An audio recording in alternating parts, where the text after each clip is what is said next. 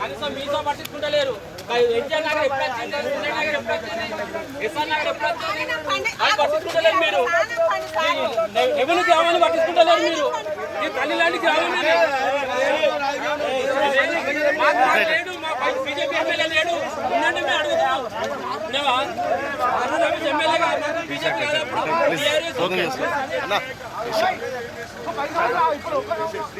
మాకు అధికారం లేదు సార్.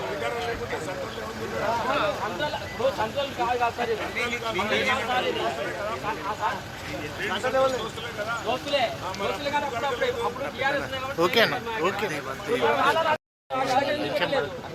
అన్న ఒకటి మీరు దింపేదాకా కదా ఆ గ్రామాలు ఎందుకు పట్టుకుంటలేరు? ఇప్పుడు మీ నాయకులు ఉన్నారు కాదన్నా, చెప్పలేరు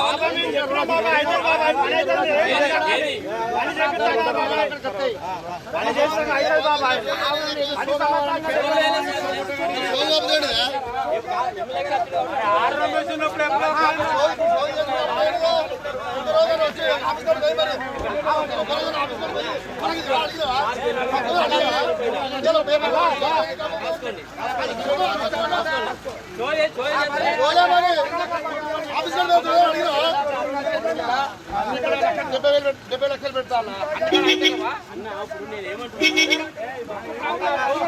ఎన్నిసార్లు పోయినా అధికారుల కాడికి, ఎన్నిసార్లు పోయి అది మాట్లాడలేవు.